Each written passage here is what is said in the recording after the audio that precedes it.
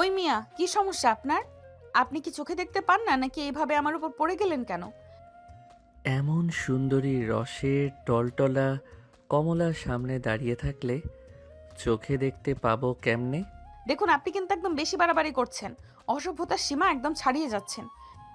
এই যা, অসভ্যতামিরও তো আবার লিমিট থাকে। সেটা তো আমার কখনোই জানা ছিল না। ইতর ছোটলোক চরিত্রহীন কোথাকার। এই কথা বলতে বলতেই নদী বাড়ির ভিতর ঢুকে গেল। আর এদিকে নীল তখন নদীর পিছন পিছন বাড়ির ভিতরে প্রবেশ করে আর ড্রয়িং রুমে এসে বলতে থাকে। কি ব্যাপার মিস্টার আশরাফ চৌধুরী, আপনি আমাদের লোন পরিশোধ করবেন? প্লিজ স্যার, আপনি আমাকে আর কয়টা দিন সময় দিন, আমি সব কিছুর ব্যবস্থা করছি। আরে, আপনাকে আর কত দিন সময় দিব? দেখতে দেখতে 3 বছর সময় পার হয়ে গেল। এর মধ্যে আপনি আমাদের লাভের টাকা তো দূরের কথা, আসল টাকাটাও দিতে পারেননি। প্লিজ স্যার, আপনি আমাকে আর কয়টা দিন সময় দিন, আমি আপনাকে কথা দিচ্ছি আপনাদের পাওনা সমস্ত টাকা আমি আপনাদের বুঝিয়ে দেব। দেখুন, আমি খুব ভালো করেই জানি আপনি এই জিন্দেগিতেও আমাদের টাকা ফেরত দিতে পারবেন না। তার চাইতে পারেন একটা কাজ করুন, আপনি আপনার ছোট মেয়েটাকে আমার সঙ্গে বিয়ে দিন। আরে এসব কি বলছেন আপনি? আপনার কি মাথা খারাপ হয়ে গেছে নাকি? আরে না, একদমই নয়। আমার মাথা কেন খারাপ হতে যাবে? আমি সম্পূর্ণ ঠিক আছি এবং যা বলছি চিন্তা ভাবনা করেই বলছি। কারণ আপনি তো কোনো দিনও আমার টাকা ফেরত দিতে পারবেন না। দেখুন স্যার, আমি তো বলছি আমি আপনার টাকাটা ফেরত দিয়ে দেব। আসলে কয়দিন ধরে আমার শরীরটা খুব খারাপ যাচ্ছে, তাই সেরকম কাজকর্ম করতে পারছি না। না তা না হলে আমি আপনার টাকাটা ফেরত দিয়ে দিতে পারতাম। আরে বললাম তো, আপনার এত চাপ নেওয়ার কোনো প্রয়োজন নেই। আমি যেটা বলছি সেটাই করুন। সেটা আপনার আর আমার দুজনের জন্যই খুব ভালো হবে। কারণ আপনার ছোট মেয়েটা যথেষ্ট সুন্দরী। তাকে যেদিন আমি প্রথম দেখেছি সেদিনই আমার পছন্দ হয়েছে। এভাবেই কথা হচ্ছিল নীল আর নদীর আব্বুর মধ্যে। নীল কোটিপতি বাবার একমাত্র আদরের সন্তান। তাদের গার্মেন্টস ব্যবসা। সে বাংলাদেশ থেকে কোম্পানি দেখাশোনা করে আর তার বাবা দেশের বাইরে থেকে কোম্পানির ইমপ্রুভমেন্টের জন্য কাজ করে। আর নদীর আব্বু নীলের কোম্পানিতে কাজ করে। আজ থেকে 4 মাস আগে নদীর বড় বোনের বিয়ে হয়েছে। আর তখনই নদীর বড় বোনের জামাইকে বড় অঙ্কের একটা যৌতুক দিতে হয়, যেটার জন্য নদীর আব্বুকে অনেক ঋণের সম্মুখীন হতে হয়। আর তখনই নদীর আব্বু নীলের কাছ থেকে মোটা অঙ্কের একটা টাকা নিয়েছিল, যেটা তিনি এখনও পরিশোধ করতে পারেনি। তো ভিউয়ার্স, চলুন এতক্ষণ ধরে গল্পে যাকে নিয়ে আলোচনা করা হয়েছে তার সম্পর্কে একটু জেনে নিই। সে হলো আমাদের গল্পের নায়িকা নদী। এই বছরে ইন্টার প্রথম বর্ষের ছাত্রী। নদীর বড় বোনের বিয়েতে নদীর আব্বু নীলকে দাওয়াত দিয়েছিল, আর নীল সেখানে গিয়েই নদীর সঙ্গে প্রথম পরিচয় হয়। আর নদীকে যখন সে প্রথম দেখে তখনই তার নদীকে মনে ধরে যায়। তবে সেটা এভাবে নয়। আসলে নীলের একটা অসুখ আছে, সেটা হলো মেয়ে মানুষের প্রতি তার একটু বিশেষ দুর্বলতা, যেটা মোটামুটি সবাই জানে। নীল কোনো সুন্দরী মেয়েকে দেখলে তার সঙ্গ নিতে চায়। তবে কি আমাদের গল্পের নায়িকা নদীর সঙ্গেও সেরকম কিছু একটাই হতে চলেছে? তো ভিউয়ার্স, এই বিষয়টা জানতে হলে আপনাদেরকে আমাদের এই পুরো গল্পটা দেখতে হবে। তো চলুন জেনে নেওয়া যাক আমাদের গল্পের নায়িকার সঙ্গে ঠিক কী হতে চলেছে। নীলের এই কথা শুনে নদীর আব্বু বলতে লাগলো। সরি, এসব আপনি কি বলছেন স্যার? আমার মেয়েটা এখনো অনেক ছোট, সবেমাত্র এসএসসি পাশ করে ইন্টারে উঠেছে, আর আপনি আমার মেয়ের চাইতে বয়সে অনেক বড়। তো কি হয়েছে? আমি কি আপনার মেয়েকে সারা জীবনের জন্য বিয়ে করব নাকি? এই তো 6 মাসের কন্ট্রাক্ট ম্যারেজ। আপনি তো আমার থেকে 6 লাখ টাকা নিয়েছেন, আর 6 লাখ টাকার জন্য 6 মাস আপনার মেয়ে আমার সঙ্গে থাকবে? নীলের এই কথা শুনে নদীর আব্বুর পায়ের নিচ থেকে একদম মাটি সরে যাচ্ছিল। তিনি আর কিছুই ভাবতে পারছিলেন না। তিনি কোনোদিন কল্পনা করেননি নীল ওনাকে এমন একটা প্রস্তাব দেবে, কারণ নীল যথেষ্ট ভদ্র ফ্যামিলির ছেলে। তাই তিনি অতি বিনয়ের সঙ্গে বলতে থাকেন। দেখুন স্যার, আপনি প্লিজ আপনার মাথাটা ঠান্ডা করুন। আমি বুঝতে পেরেছি আপনার কিছু একটা হয়েছে। আরে না, আমার কিছুই হয়নি। আমি একদম ঠিক আছি। আর কেনই বা আমার কোনো কিছু হতে যাবে? সত্যি বলছি, আপনার ছোট মেয়েটা কিন্তু হেব্বি সুন্দরী, একদম একের মাল। নদী এইসব কথাবার্তাগুলো আড়াল থেকে শুনছিল। সে আর এইসব কথাবার্তা সহ্য করতে না পেরে নীলের সামনে এসে দাঁড়ালো, আর তারপর কষিয়ে নীলের গালে একটা চড় দিয়ে বলতে লাগলো। What nonsense is this? আপনি এসব কি বলছেন? কেন? আমি কি খারাপ কিছু বলছি নাকি? তুমি তো সেই হট। আমি তো জাস্ট এটাই বললাম। Stop this nonsense. এসব নোংরা কথা আর একটাও আপনার মুখে উচ্চারণ করবেন না। এটাই ভালো হয় যে আপনি চুপচাপ এখান থেকে চলে যান। তা না হলে আমি আপনাকে এখান থেকে ধাক্কা দিয়ে বের করে দিতে বাধ্য হব। আরে ডার্লিং, তুমি এভাবে রেগে যাচ্ছ কেন? নোংরা কথা দিয়েই তো রোম্যান্স শুরু করতে হয়। আপনাকে শেষবারের মতো বলছি, এখান থেকে চুপচাপ বের হয়ে চলে যান। ভদ্রতার সীমা অতিক্রম করবেন না, তাহলে কিন্তু আমার চাইতে খারাপ কেউ হবে না। কেন ডার্লিং, কি করবে তুমি আমার সঙ্গে? যেটা আপনি চান আমি আপনার সঙ্গে সেটাই করব, কারণ আপনি ভদ্রতার মুখোশ পরে থাকলেও ভদ্রলোক নন, তাই আপনার সঙ্গে ভদ্র আচরণ করা যায় না। তখনই পাশ থেকে নদীর আপু নিজের মেয়ে নদীকে বলতে লাগলেন। মা, তুই রাগ করিস না। তুই ভিতরে গিয়ে বস, স্যারের সঙ্গে আমি কথা বলছি, দেখছি কি করা যায়। ঠিক আছে, শুধু তুমি বলছো বলে আমি বাড়ির ভেতরে চলে যাচ্ছি, তা না হলে এর শেষ আমি দেখে ছাড়তাম। মিস্টার নীল, ভালোভাবে এখান থেকে চলে যান। এই বলে নদী ভিতরের রুমে চলে গেল। এদিকে নদীর আপু আবার নীলের সঙ্গে কথা বলতে লাগলো। দেখুন স্যার, আমার মেয়েটা যেটা করেছে ভুল করেছে। আপনার সঙ্গে এভাবে কথা বলা একদম উচিত হয়নি। ওর হয়ে আমি আপনার কাছে ক্ষমা চাচ্ছি। প্লিজ আপনি ওকে ক্ষমা করে দিন। না না, মিস্টার আশরাফ চৌধুরী, আপনার মেয়ে ক্ষমার অযোগ্য অপরাধ করেছে। তাই এখন আমি যেটা চাইবো আপনাকে সেটাই করতে হবে। আচ্ছা স্যার, ঠিক আছে, আপনি বলুন আপনি কি চান, আমি আপনাকে সেটাই দেওয়ার চেষ্টা করব। আশরাফ চৌধুরী, চিন্তা ভাবনা করে কথা বলুন। প্রথমত, আমি আপনার কাছে 6 লক্ষ টাকা পাই। দ্বিতীয়ত, আপনার মেয়ে আমার সঙ্গে খুব বাজে ব্যবহার করেছে, তার জন্য কিন্তু আপনাকে বড় একটা মাশুল দিতে হবে। আপনি প্রস্তুত তো? বেশ কিছুক্ষণ চুপ করে রইলেন আশরাফ চৌধুরী। কিছুক্ষণ চিন্তা করার পর বলতে লাগলেন। ঠিক আছে, আমি আপাতত সত্য মেনে নিলাম, আপনি যা চাইবেন তাই হবে।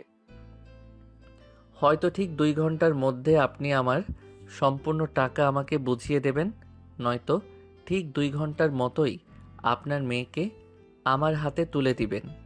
এখন সিদ্ধান্ত আপনার। এই কথা শুনে নদীর আপু কি বলবে কিছুই বলতে পারছেন না, কারণ মেয়েকে তো তিনি কোনোভাবেই এই প্রস্তাবের জন্য রাজি করাতে পারবেন না। কারণ আর যাই কিছু হয়ে যাক না কেন, নদী কখনোই নিজের সিদ্ধান্ত থেকে এত সহজে পিছিয়ে আসে না। কিন্তু এদিকে 2 ঘন্টার মধ্যে 6 লক্ষ টাকা ম্যানেজ করে দেওয়া কোনোভাবেই সম্ভব না। 2 ঘন্টা কেন, 2 মাসের মধ্যেও তিনি এটা পারবেন না, কারণ বর্তমানে তাদের আর্থিক অবস্থা খুবই খারাপ। এই সব কিছুই তিনি বসে বসে চিন্তা করছিলেন। এদিকে প্রায় আধা ঘন্টা সময় অতিবাহিত হয়ে গেছে। নীল তখনও নদীদের বাড়ির ড্রয়িং রুমে বসে আছে। তাই নীল আবারও নদীর আব্বুকে জিজ্ঞাসা করলো। কি ব্যাপার মিস্টার আশরাফ চৌধুরী ওরফে আমার হবু শ্বশুর মশাই, কি সিদ্ধান্ত নিলেন বলেন তো শুনি। স্যার, আপনি এখানে কিছুক্ষণ অপেক্ষা করুন, আমি নদীর সঙ্গে কথা বলে আসি। কারণ আপনার প্রথম সত্যটা তো মেনে নেওয়া বা পূরণ করা আমার পক্ষে এই মুহূর্তে সম্ভব হচ্ছে না। দ্বিতীয় সত্যটা সম্ভবত হয় কিনা একটু চেষ্টা করে দেখি। এই কথা বলে নদীর আপু নদীর রুমে প্রবেশ করলেন। উনি রুমে প্রবেশ করে দেখতে পেলেন নদী চুপচাপ বসে আছে। তাই তিনি আস্তে আস্তে গিয়ে নদীর পাশে বসলেন, আর তারপর নদীর কাঁধে হাত রেখে বলতে লাগলেন। পেমা, আমি তোমাকে একটা রিকোয়েস্ট করতে চাই, তুমি রাখবে আমার রিকোয়েস্ট? ওই তার ছেড়ার লোকটা যে কথা বলেছে, ওই কথা ছাড়া তুমি যে কোনো কথা আমাকে বললে আমি সেই কথাটা রাখবো। নদীর মুখ থেকে এই কথা শুনে তার আব্বু বেশ কিছুক্ষণ চুপ করে রইলেন, আর তারপর বলতে লাগলেন। মারে, তোরা সন্তান হিসাবে আমার কাছে যতটা যেটা চেয়েছিস আমি তাদেরকে সেটা এনে দেওয়ার চেষ্টা করেছি, কিন্তু আমি পাপা হিসাবে তোদের কাছে কখনোই সেরকম কিছু চাইনি। তাই আজ তোর কাছে একটা রিকোয়েস্ট করতে চাই। আব্বু, তোমাকে তো আমি একবারই বলে দিয়েছি, ওই বদমাস মার্কার লোকটা যে কথা বলেছে এটা ছাড়া তুমি আমাকে যে কথা বলবে আমি তোমার সেই কথাই শুনবো। তাই আমি আশা করব তুমি আমাকে যাই কিছু বলো না কেন চিন্তা ভাবনা করে তারপরে বলবে। প্লিজ লক্ষ্মীমা, আমার তুই একটু বোঝার চেষ্টা কর। দেখি উনি ছেলে হিসাবে খারাপ না, ছেলে হিসাবে যথেষ্ট ভালো। তাই প্লিজ আমি তোকে শেষবারের মতো রিকোয়েস্ট করছি। ছেলে হিসেবে কেমন ভালো সেটা আমার খুব ভালো করেই জানা হয়েছে। আমি এ ব্যাপারে তোমার কাছ থেকে আর কোনো কিছুই শুনতে চাই না। আমি শুধু তোমাকে পরিষ্কার করে এইটুকু বলে দিতে চাই, আমি এটা করতে পারবো না। দেখ মা, আমি সব কিছু তোর ভালোর জন্যই বলছি, তোর সঙ্গে খারাপ কিছুই হবে না। তুই অন্তত তোর এ বাবার ওপর বিশ্বাস রাখ। আর দেখ, ওই মুহূর্ত তোর বাবাকে সহযোগিতা করার মতো কিন্তু অন্য কেউ নেই। তুই যদি পাশে না দাঁড়াস তাহলে আমার অবস্থা কিন্তু খুব খারাপ হয়ে যাবে। আবু, তোমাকে আমি এত কথা বলার পরেও তুমি আবারও আমাকে এই বিষয়টা নিয়ে রিকোয়েস্ট করছো। আমি বুঝতে পারছি না তোমরা কি চাইছো। ঠিক ওই মুহূর্তেই নদীর আম্মু সেখানে এসে উপস্থিত হলেন। আর তারপর তিনি নদীকে উদ্দেশ্য করে বলতে লাগলেন, হ্যাঁ মা, তোর আব্বু একদম ঠিক কথাই বলেছে। প্লিজ তুই আমাদেরকে এই বিপদ থেকে রক্ষা কর। তুই ছাড়া এই মুহূর্তে আমাদেরকে এই বিপদ থেকে রক্ষা করার মতো আর কেউ নেই। দেখ, তোর আপুর তো বিয়েটা কোনো রকমভাবে হয়ে গেছে, কিন্তু এখন যে টাকাটা ঋণ করা হয়েছে ওটা তোর বাবা শোধ করবে কিভাবে? তারপর আবার তোর বিয়ের চিন্তা তো আছেই। তাই প্লিজ তুই রাজি হয়ে যা। কিন্তু আম্মু, প্লিজ ট্রাই টু আন্ডারস্ট্যান্ড, যেই লোকটা এরকম বিপদে পড়া মানুষকে এই এমন একটা প্রস্তাব দিতে পারে, ওই লোকের চরিত্র কেমন সেটা তোমরা বোঝার চেষ্টা করো। দেখ মা, আমরা সব কিছু চিন্তা ভাবনা করে তারপরে সিদ্ধান্ত নিয়েছি। তাই প্লিজ তুই রাজি হয়ে যা। তাছাড়া বড় লোকের ছেড়ে এরকম একটু একটু অভ্যাস তো থাকতেই পারে, এটা দোষের কিছু না। এই বলে নদীর আব্বু আম্মু আবারও নদীকে অনেক রিকোয়েস্ট করতে থাকে। অবশেষে বাবা মায়ের অসহায় মুখের দিকে তাকিয়ে নদী না বলতে পারল না। তাই বাধ্য হয়ে সে নীলকে বিয়ে করতে রাজি হয়। এদিকে নীলও ঠিক এই মুহূর্তে কাজী ডেকে নদীকে বিয়ে করে নিয়ে আসে। নীল নদীদের বাড়ি থেকে বের হওয়ার পরপরই তার আম্মুকে কল করে আর বলতে থাকে, আম্মু, তোমার বৌমাকে নিয়ে আসছি, বরণ ডালা সাজাও। আরে বাবা, এইসব তুই কি বলছিস? তোর কি মাথা খারাপ হয়ে গেছে নাকি? এখন বৌমা কোথায় পেলি? আম্মু, আমি যা বলছি একদম সত্যি কথা বলছি। আমি সত্যি বিয়ে করেছি। তুমি বরণ ডালা সাজাও, আমি ততক্ষণে তোমার বৌমাকে নিয়ে বাড়িতে পৌঁছে যাব। এই বলে নীল ফোনটা কেটে দিল। আর এদিকে গাড়ির ভিতরে চুপ করে বসে আছে নদী। সে কোনো কথাই বলছে না। তখনই হঠাৎ করে নীল নদীর হাতটা ধরে বলতে লাগলো, এভাবে গোমড়ামুখ হয়ে বসে থাকবে নাকি আমার সঙ্গে একটু কথা তো বলতে পারো? আপনার মতো বদমাইশ মার্কা লোকের সাথে কোনো কথা বলার ইচ্ছে আমার নেই।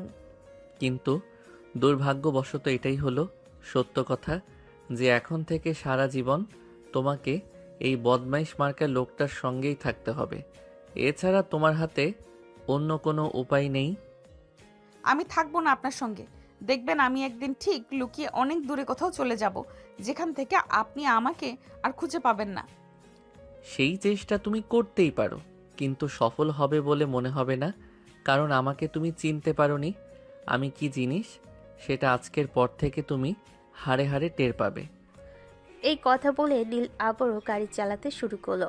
প্রায় ঘন্টাখানেক লাগলো তার বাড়ির সামনে এসে পৌঁছাতে। কলিং বেলে চাপ দিতেই নীলের আম্মু এসে দরজা খুলে দিল। নীলের পাশে নদীকে দাঁড়িয়ে থাকতে দেখে নীলের আম্মু বলতে লাগলো, তুই দেখছি এখনো ফাজলামো করছিস। এখনো তোর ফাজলামো করার সময়টা বুঝি শেষ হয়নি? আরে আম্মু, তোমার কেন মনে হচ্ছে আমি ফাইজলামো করছি? আমার কথা বিশ্বাস না হলে তুমি এই মেয়েটাকে জিজ্ঞাসা করে দেখো। উনি আমাদের অফিসের ম্যানেজার আশরাফ চৌধুরীর ছোট মেয়ে। ও আচ্ছা, এই ব্যাপার। তুই ওনাদের বাড়িতে গিয়েছিলি? সেটা তুই আমাকে আগে বলবি তো। মা, এসো ভেতরে এসো। তখনই পাশ থেকে নীল তার আম্মুকে বলতে থাকে। আম্মু, তোমাকে আমি কি বলি আর তুমি কি শোনো? আমি তো সেটাই বুঝতে পারি না। তোমাকে না বললাম আমি বিয়ে করে নিয়ে এসেছি, বউ নিয়ে এসেছি, আর নতুন বউকে বরণ করে বাড়িতে তুলতে হয়। তাহলে এটা তুমি কি করছো? মা ছেলের এসব কর্মকাণ্ড চুপচাপ দাঁড়িয়ে দাঁড়িয়ে দেখছে নদী। সে কোনো কথাই বলছে না, চুপচাপ শুধু দাঁড়িয়ে আছে। নীলের এই কথা শুনে নীলের আম্মু নীলকে আবারও বলতে থাকে। দেখ, সব সময় ফাজলামো ভালো লাগে না। এখন তুই বড় হয়েছিস, তুই তোর বাড়িতে বান্ধবীকে নিয়ে এসেছিস, সেটা আমাকে সোজাসুজি বললেই তো হয়ে যায়। এত ঝামেলা করার কি আছে? উফ আম্মু, তোমাকে আমি কি করে বোঝাবো সেটাই তো বুঝতে পারছি না। আমি সত্যি এই মেয়েটাকে বিয়ে করে নিয়ে এসেছি। তারপর নীল সবকিছু তার আম্মুকে খুলে বলল। নীলের কথা বলা শেষ হওয়ার আগেই তার আম্মু ঠাস ঠাস করে তার দুগালে দুইটা চর বসিয়ে দিয়ে বলতে লাগলো। তোর বিবেক বুদ্ধি এতটা লোপ পেয়েছে সেটা তো আমি কোনোদিন চিন্তাও করতে পারিনি। তুই এমন একটা কাজ করবি, আগে জানলে তোকে আমি গলা টিপে মেরে ফেলতাম। আম্মু, তুমি আমাকে মারলে তুমি একবার আমার বউটার দিকে তাকিয়ে তো দেখো। আমার বউটাকে দেখতে কি খুব বেশি অসুন্দর মনে হয় নাকি? তুমি একবার আমার বউটার দিকে ভালো করে তাকিয়ে দেখো, তোমার চোখ দুটো জুড়িয়ে যাবে। নীলের কথা শুনে ততক্ষণে নীলের আম্মু নদীর দিকে সুনজরে ফিরে তাকালো। সত্যি তিনি নদীর দিকে ফিরিয়ে তাকিয়ে একদম অবাকের চূড়ান্ত সীমানায় পৌঁছে গেছেন। কি মিষ্টি চেহারা, মায়াবী চাহনি, দেখলে চোখ জুড়িয়ে যায়। এমন একটা মেয়ে প্রত্যেকটা মাই তার ছেলের বউ হিসাবে পেতে চায়। নীলের আম্মু তখনই নদীকে জড়িয়ে ধরে বলতে লাগলো। মা, প্লিজ মন খারাপ করো না, তুমি তোমার পাশে আমি আছি। এই বদমাইশটাকে কিভাবে শায়েস্তা করতে হয় সেটা আমি তোমাকে শিখিয়ে দিব, তুমি কোনো চিন্তা করো না। নিজের মায়ের এমন কথা শুনে নীল একদম পুরাই তাজ্জব বনে গেল। কোনোদিন এমনটা কল্পনা করেনি তার মা তার সঙ্গে এরকম আচরণ করবে।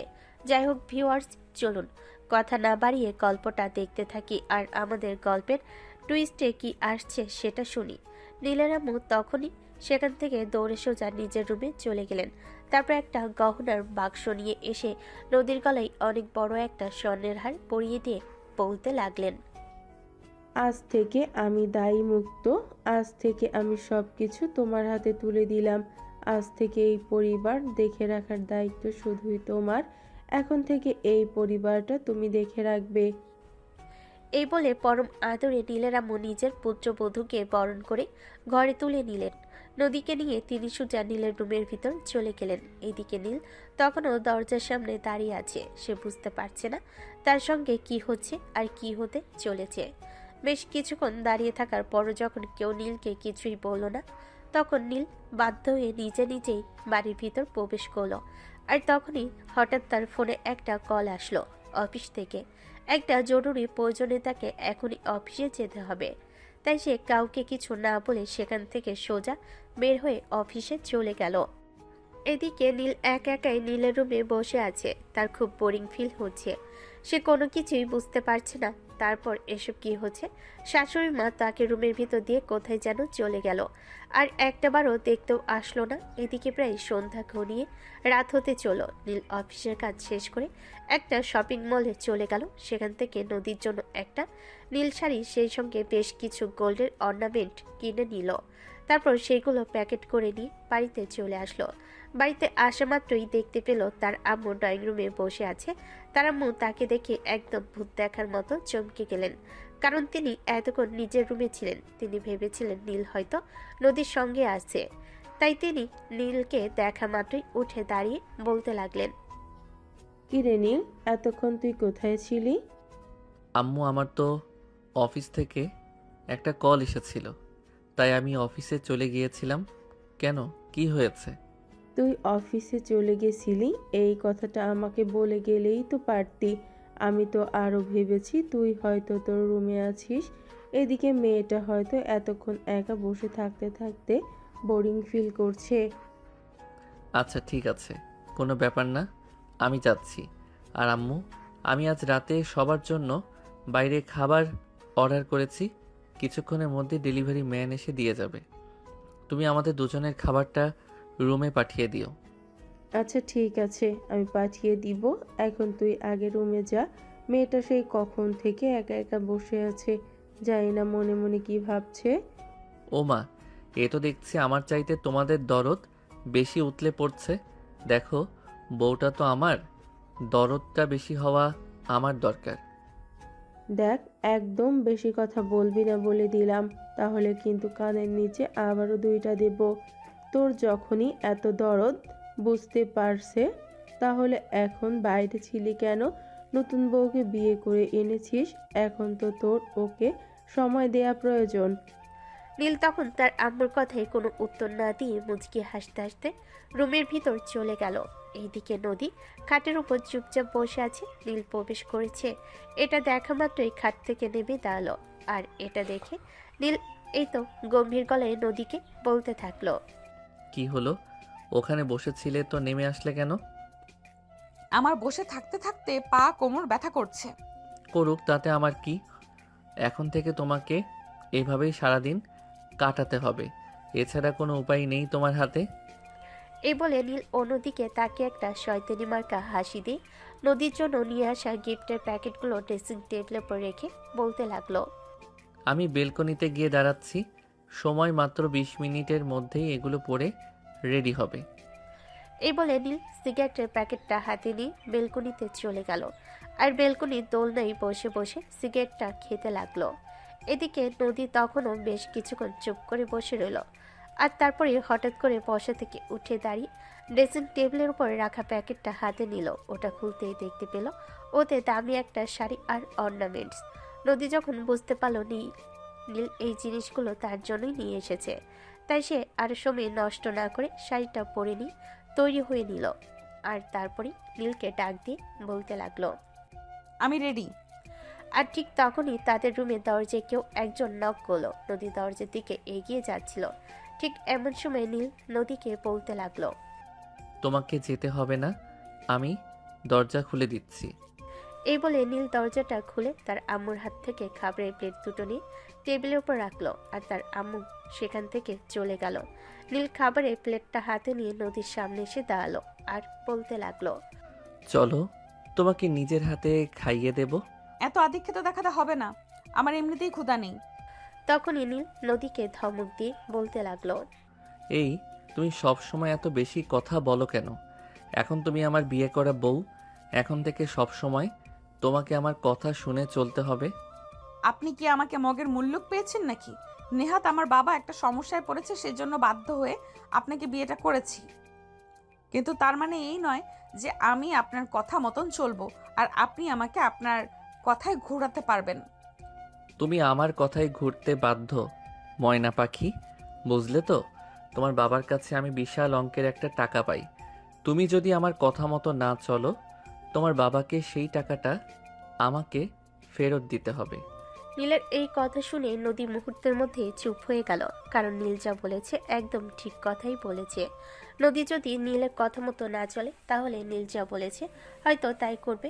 আর যদি নীল সেটাই করে, তাহলে নদীর বাবাকে খারাপ অবস্থার মধ্যে পড়ে যেতে হবে। তাই সে চুপ করে বসে রইল। তখনই নীল খাবারটা মাখিয়ে নিয়ে এক লোকমা খাবার নদীর দিকে তুলে ধরল, কিন্তু নদী তখনও মুখ বন্ধ করে আছে। তখনই নীল ধমক দিয়ে নদীকে বলতে লাগলো, কি হলো, মুখ খুলছো না কেন? তাড়াতাড়ি মুখ হা করে খাবারটা খেয়ে নাও।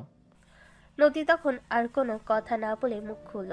আর নীল নদীকে খাবারটা খাইয়ে দিয়ে নিজেও খেয়ে নিল। নীল সবকিছু গুছিয়ে রেখে বিছানার দিকে চোখ দিতেই দেখতে পেল নদী বিছানায়, আর সে অনেকক্ষণ আগে ঘুমিয়ে গেছে।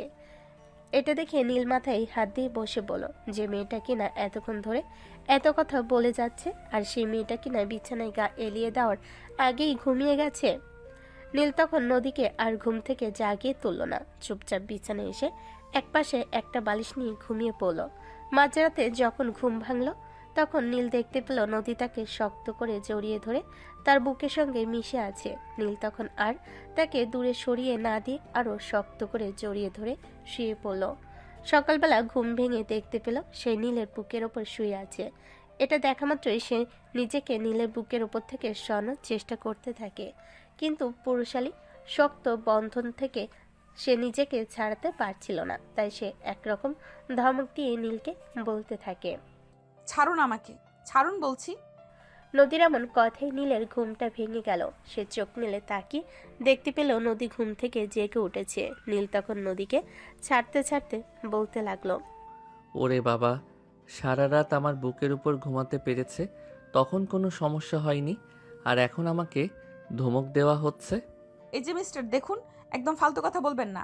ফালতু কথা বলা আমি একদমই পছন্দ করি না। আমি কেন আপনার বুকের উপর ঘুমাতে যাব? আমার তো মনে হয় আপনি নিজেই ইচ্ছে করে আমাকে নিজের বুকের মধ্যে টেনে এনেছেন আর জড়িয়ে ধরে শুয়ে পড়েছেন। তোমার যদি সেটা মনে হয়ে থাকে তাহলে সেটাই করেছি, কারণ তুমি আমার বিয়ে করা বউ, তোমার সঙ্গে সব কিছু করা যায়, এতে কোনো পাপ হবে না। এই যে মিস্টার, আপনি আবার রাতে আমার ঘুমের সুযোগ নিয়ে আমার সঙ্গে উল্টাপাল্টা কিছু করেননি তো? করলে করেছি, তাতে সমস্যার কি? তুমি আমার বিয়ে করা বউ, বললাম তো, তোমার সঙ্গে আমি সব কিছুই করতে পারি, এতে কোনো সমস্যা নেই। হায় আল্লাহ, আপনি যদি রাতে ঘুমের ঘোরে আমার সঙ্গে উল্টাপাল্টা কিছু করে থাকেন তাহলে তো আমার সর্বনাশ হয়ে গেছে। এখন আমি কি করে লোক সমাজে মুখ দেখাবো? কেন? তুমি আমার বিয়ে করা বউ, আর কেউ জিজ্ঞাসা করলে এটাই বলবে। আপনার বউয়ের গোষ্ঠী কিলাই আমি আপনাকে আমার স্বামী হিসেবে মানি না। সেটা তোমার ব্যাপার, তুই কোনটা মানবে আর কোনটা মানবে না। আর এটাও জেনে রেখো, আমি কোনটা মানবো আর কোনটা মানবো না সেটাও আমার ব্যক্তিগত ব্যাপার। নদী তখন মুখটাকে একটা ভেঙচি মেরে নীলের বুকের উপর থেকে নিজেকে সরিয়ে নিয়ে সেখান থেকে চলে গেল। কিন্তু ঝামেলা পড়ল তখনই, কারণ নদী ওয়াশরুমে গিয়ে ফ্রেশ হয়ে নেয়। কোনো কাপড় চোপড় নিতে ভুলে যায়। প্রায় 20 মিনিট ধরে ওয়াশরুমের ভিতরে আটকা পড়ে আছে। নদী কাপড় চোপড় ছাড়া ওয়াশরুম থেকে বের হতেও পারছে না। ঠিক তখনই সে নীলকে ডাকতে থাকে। এই যে শুনছেন, আলমারি থেকে আমার এক সেট কাপড় দিতে পারবেন? কেন আমি পারবো না? একটু আগেই তো আমাকে এতগুলো কথা শোনালে, তাহলে এখন আবার আমাকে কেন বলছো? আপনি বুঝি এখন আমার সুযোগ নিচ্ছেন, তাই না? তাড়াতাড়ি আমার কাপড় চোপড়গুলো দিয়ে যান, আমাকে বের হতে হবে। 1 ঘন্টা পরে ওয়াশরুমের ভেতরে আটকা পড়ে আছি, তা না হলে কিন্তু খারাপ হবে বলে দিলাম। কেন? এখন আবার নিজের থেকে এসে আমাকে আদর করবা নাকি? এখন কিন্তু খুব বেশি মেজাজ খারাপ হচ্ছে, ভেজা কাপড়ে দাঁড়িয়ে আছি। তাহলে আমি একটু আদর করে দেই, তাহলে মেজাজ ঠান্ডা হয়ে যাবে। আমি যদি ওয়াশরুম থেকে এভাবে বের হয়ে আসি তাহলে আপনার এমন অবস্থা করব যেটা আপনি কল্পনাও করতে পারবেন না। ঠিক আছে, তাহলে তো আমাকে এটা দেখতেই হয়, তুমি কি করতে পারো। এই কথা বলে নীল বিছানাতেই শুয়ে রইল। এদিকে আরো 10 মিনিট পেরিয়ে গেল। নদী এখনো ওয়াশরুমের ভেতরে আছে, কিন্তু নীল বিছানা থেকে উঠছে না, আর তার কাপড় চোপড়ও দিয়ে আসছে না। তাই বাধ্য হয়ে নদীর টাওয়ালটা পেঁচিয়ে নিল, আর তারপরেই ওভাবেই ওয়াশরুম থেকে বের হয়ে রুমের ভিতরে আসে। নীল বিছানায় শুয়ে শুয়ে আর চোখে নদীর দিকে তাকিয়ে আছে আর মুচকি মুচকি হাসছে। এটা দেখে নদীর যেন রাগে শরীর ফুসফুস করছে। সে কোনো কিছু বলতেও পারছে না আর সহ্য করতেও পারছে না। নদী আলমারিতে গিয়ে কোনো কাপড় পেল না। তখনই সে রাগান্বিত দৃষ্টিতে নীলের দিকে তাকিয়ে বলতে লাগলো।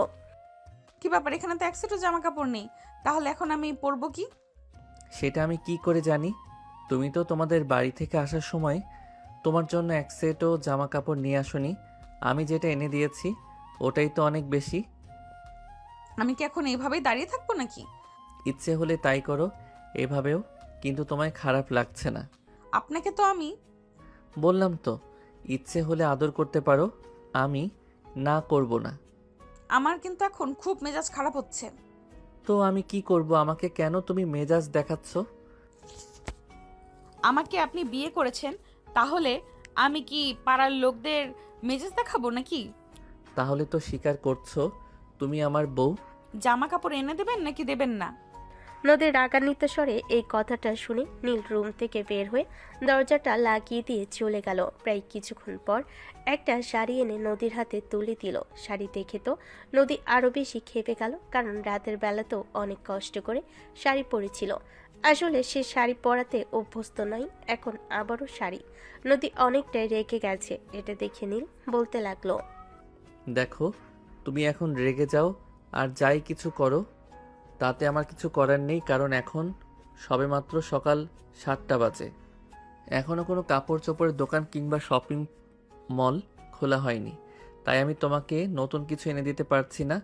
আপাতত এটা পরে নাও, আমি দুপুরের মধ্যেই তোমার প্রয়োজনীয় সব জিনিস এনে দেব। রাগে গজগজ করতে করতে নদী ওটা নিয়ে আবারও ওয়াশরুমে ঢুকে গেল আর তারপর শাড়িটা পরে নিল। এদিকে তখনই আবারও দরজায় কেউ একজন নক করলো। নদী দরজা খুলে দিতে দেখতে পেল তার শাশুড়ি মা দাঁড়িয়ে আছে। নদী তার শাশুড়ি মাকে সালাম দিয়ে ভিতরে আসতে বলে। তখনই তার শাশুড়ি মা নদীকে বলতে থাকে, বৌমা, তোমার শ্বশুর মশাই অফিসের কাজ শেষ করে আজ বিকেলের মধ্যে ঢাকায় ফিরবেন, আর সন্ধ্যায় বাসায় ছোটোখাটো একটা পার্টির আয়োজন করা হয়েছে। আশা করি যে তোমার কোনো আপত্তি থাকবে না। এসব আপনি কি বলছেন? আম্মু, আমার কেন আপত্তি থাকবে? তোমার যদি কোনো সমস্যা না থাকে তাহলে তো খুবই ভালো। আর তুমি তৈরি হয়ে নাও, আমি নীলকে বলে দিচ্ছি সে তোমাকে নিয়ে শপিং করতে যাবে। তোমার পছন্দ মতো তোমার প্রয়োজনীয় সব কিছু কিনে দেবে, আর বিকেলে পার্টিতে পরার জন্য একটা ড্রেসও কিনে নিবে। কিন্তু আম্মু, আমি আপনার ছেলের সঙ্গে কোথাও যেতে চাই না। আপনার ছেলে একটা বদের হাড্ডি, সব সময় আমাকে শুধু জ্বালাতন করতে থাকে। কোনো চিন্তা করো না বৌমা, এখন তুমি এসে গেছো, আমি তোমায় শিখিয়ে দিব কিভাবে এই বদের হাড্ডিটাকে সোজা করতে হবে। এখন নিচে এসো, আমি সবার জন্য নাস্তা বানিয়েছি, সবাই একসঙ্গে নাস্তা করব। এই বলে নীলের আম্মু সেখান থেকে চলে গেল আর তারপর নদী রেডি হয়ে নিচে চলে আসে। এদিকে নীল কিছুক্ষণ পর ফ্রেশ হয়ে নিচে এসে দেখে নদী আর তার আম্মু নাস্তা করে নিয়েছে। এটা দেখে নীল তার আম্মুকে বলতে লাগলো, কি ব্যাপার আম্মু, তুমি তো কোনোদিনও আমাকে রেখে নাস্তা করো না, তাহলে আজ হঠাৎ আমাকে রেখে নাস্তা করে নিলে ব্যাপারটা কি? আমি তো কিছুই বুঝতে পারছি না। তোকে এত কিছু বোঝার কথা তো কেউ বলেনি। তোকে যেটা করতে বলা হয়েছে তুই সেটাই কর। চুপচাপ নাস্তাটা করে নে, বৌমাকে নিয়ে বৌমার প্রয়োজনের আর সব জিনিসপত্র এনে দিবি, আর বিকেলে পার্টিতে পরার জন্য একটা গ্রাউন্ড কিংবা পার্টি ড্রেস কিনে দিবি। আম্মু, আমি ওসব কিনে দিতে পারবো না। আমি তোমার বৌমাকে আমার পছন্দ মতো একটা শাড়ি কিনে দেব, কারণ শাড়িতেই বাঙালির নারীকে সুন্দর লাগে। এই চুপ কর তুই, আর একটা কথাও বলবি না। তোর কথা মতো সব কিছু হবে নাকি? আমি যেটা বলেছি তোকে এটাই শুনতে হবে। তুই বৌমাকে নিয়ে যাবি, বৌমার যেটা পছন্দ হয় বৌমাকে সেটাই কিনে দিয়ে নিয়ে আসবে। তারপর আর কোনো কথা শুনতে চাই না আমি। মায়ের ধমক শুনে নীল আর কোনো কথা বলল না, চুপচাপ খাবারটা খেয়ে নিল আর তারপর রুমে এসে রেডি হয়ে নদীকে নিয়ে শপিং করতে চলে যায়। বিকেল হতে না হতেই নীলের আব্বু বাড়িতে চলে আসে। নতুন বৌমাকে দেখে তো নীলের আব্বু অনেক খুশি হয়, কিন্তু তার মধ্যে একটু রাগ আর ক্ষোভ থেকে গেল, কারণ নীল ওনার একমাত্র ছেলে। উনি চেয়েছিলেন ছেলের বিয়েটা খুব ধুমধাম করে দেবেন। শহরের নামি দামি সব ব্যক্তিবর্গকে তিনি তার ছেলের বিয়েতে ইনভাইট করবেন আর সবাই মিলে অনেক আনন্দ উল্লাস করবেন, কিন্তু এরকম হেয়ালির জন্য সেটা আর হয়ে উঠল না। তাই তিনি মনে মনে খুবই ব্যথিত হয়েছেন, কিন্তু সেটা সেভাবে কারোর সঙ্গে প্রকাশ করেনি, যদিও ওনার চেহারায় যথেষ্ট বোঝা যাচ্ছে। নীলের আব্বু নদীকে নিজের রুমে ডেকে নিলেন আর বলতে লাগলেন, বৌমা, আমি সবটাই শুনেছি। আমার ছেলের ব্যবহারের জন্য আমি আন্তরিকভাবে দুঃখিত। তুমি আমার ছেলেটাকে ক্ষমা করে দিও, কিন্তু তুমি বিশ্বাস করো, তুমি যেরকমটা ভাবছো আমার ছেলেটা মোটেও ওরকম নয়। আমার ছেলে তোমাকে ভালোবাসে। তারপর নীলের আব্বু বলতে থাকে, নীল তোমাকে যেদিন প্রথম দেখেছিল আমাদের বাড়িতে তোমার বোনের বিয়েতে গিয়ে, সেদিন থেকেই তোমাকে পছন্দ করে ফেলেছিল বিয়ে করার জন্য। কিন্তু তোমাকে এভাবে প্রস্তাব দিলে তুমি রাজি হতে না, কারণ তুমি যথেষ্ট আত্মসম্মান সচেতন একটা মেয়ে। তাই আমার ছেলে কায়দা করে তোমাকে এভাবে বিয়ে করেছে। তুমি প্লিজ ওর উপর রেগে থেকো না। নদী কোনো কথাই বলল না, চুপচাপ শ্বশুর মশাইয়ের বলা প্রত্যেকটা কথা শুনল আর তারপর সেখান থেকে চলে গেল। রুমে এসে চুপচাপ বসে আছে। তখনই নীল রুমের ভিতর প্রবেশ করলো সঙ্গে দুইটা মেয়েকে নিয়ে। মেয়েগুলোকে এভাবে রুমের ভিতর প্রবেশ করতে দেখে নদীর মাথায় যেন আকাশ ভেঙে পড়ল, কারণ সে বুঝতে পারছিল না এই মেয়েগুলো এখানে কেন এসেছে। তাই সে নীলকে উদ্দেশ্য করে বলতে থাকে, কি ব্যাপার, একটাতে বুঝি হয় না? এখন নতুন আরো দুইটা নিয়ে এসেছেন? হ্যাঁ, তো কি করব? আমি একটা তো আমার কথা শুনে না। তাই ওটাকে একটু মডিফাই করার জন্য বাকি দুইটাকে নিয়ে এসেছি। ম্যাডাম যান, আপনাদের কাজ শুরু করুন। এই বলে নদীকে কোনো কথা বলার সুযোগ না দিয়ে নীল রুমের দরজাটা বাইরে থেকে লাগিয়ে দিয়ে সেখান থেকে চলে গেল। আর মেয়ে দুইটা নদীর দিকে এগিয়ে যাচ্ছিল। নদীও বুঝতে পারছিল না তার সঙ্গে কি হতে চলেছে আর কেনই বা হতে চলেছে। নদী মেয়ে দুটোকে উদ্দেশ্য করে বলতে লাগলো, কি ব্যাপার, আপনারা কারা আর এখানে কেন এসেছেন? আরে আপনি তো আজব, আপনার হাজবেন্ড আমাদেরকে নিয়ে এসেছে আপনাকে সাজানোর জন্য, আর আপনি তো দেখছি ভয়ে একদম কুঁকড়ে যাচ্ছেন। এমন কেন আপনি? মানে কি বলছেন? আমি তো কিছুই বুঝতে পারছি না। মানে আজ বিকেলে নাকি আপনাদের বাড়িতে একটা অনুষ্ঠান আছে, তাই আপনার হাজবেন্ড আমাদেরকে বুকিং করে নিয়ে এসেছে আপনাকে সাজিয়ে দেওয়ার জন্য। আপনি নাকি ঠিকঠাক মতো শাড়িটাও পরতে পারেন না, তাই আমাদেরকে এখানে নিয়ে আসা হয়েছে। আপনাদেরকে এখানে এজন্য নিয়ে আসা হয়েছে, সেটা তো আপনারা আগে বললেই পারতেন। দেখুন, আমাকে সাজানোর কোনো প্রয়োজন নেই। আপনারা এখান থেকে চলে যান, আমি নিজেই সেজে নিতে পারবো। সেটা বললে হবে না ম্যাডাম, আপনার হাজবেন্ড আমাদের দুজনকে 20,000 টাকা দিয়ে বুকিং করে নিয়ে এসেছে আপনাকে সাজানোর জন্য। আর এখন যদি আমরা আপনাকে না সাজিয়েই চলে যাই, তাহলে আমাদের এই 20,000 টাকা হাতছাড়া হয়ে যাবে। তাতে আমার কিছু হয় নাই, তাতে আমার কিছু করার নাই। আপনারা প্লিজ এখান থেকে চলে যান, আমি আপনাদের কাছে সাজগোজ করতে চাই না। এই বলে নদী মেয়ে দুটোকে রুম থেকে বের হয়ে যেতে বলো, কিন্তু মেয়ে দুটো কোনোভাবেই যাচ্ছে না, চুপচাপ সেখানে দাঁড়িয়ে আছে। তখনই নদী ধমক দিয়ে মেয়ে দুইটাকে বলতে লাগলো, কি ব্যাপার, কি হলো আপনাদের? আমি কি বলেছি আপনারা কি আমার কথা শুনতে পাননি নাকি? তা এখনো এখানে দাঁড়িয়ে আছেন কেন? বললাম তো ম্যাডাম, আমাদেরকে নিয়ে আসা হয়েছে আপনাকে সাজগোজ করানোর জন্য। আর এখন যদি আমরা আপনাকে সাজগোজ না করিয়ে চলে যাই, তাহলে আমাদের টাকাটা হাতছাড়া হয়ে যাবে। 20,000 টাকা আমরা তো এভাবে হাতছাড়া হতে দিতে পারি না। এই বলে মেয়ে দুটো নদীর মধ্যে কথা কাটাকাটি হচ্ছিল। ঠিক সেই মুহূর্তেই নীল রুমের মধ্যে এসে প্রবেশ করে আর নদীকে বলতে থাকে, কি ব্যাপার সুইটার, কি হয়েছে? তুমি এভাবে ওদের সঙ্গে তর্ক কেন করছো? আপনি ওদেরকে এখানে কেন নিয়ে এসেছেন? ওদেরকে তো এখান থেকে চলে যেতে বলুন, আমি নিজেই তৈরি হয়ে নিতে পারবো। ডার্লিং, সেটা বললে হবে না, কারণ তুমি নিজের শাড়িটাও ঠিকঠাক মতো পরতে পারো না। আর পার্টিতে অনেক মানুষজন আসছে, আমি সেখানে তোমাকে জোকার সাজিয়ে নিয়ে যেতে চাই না, মানুষের সামনে হাসির পাত্র হতে চাই না। এই বলে নীল মেয়ে দুটাকে বলে নদীকে সাজানোর জন্য, আর তারপর সে আবারও রুমের দরজাটা বাইরে থেকে লক করে চলে গেল। এদিকে মেয়ে দুটো নদীকে সাজাতে শুরু করে দিল। নদীও বাধ্য হয়ে আর কোনো উপায়ন্তর না পেয়ে সেজে নিল।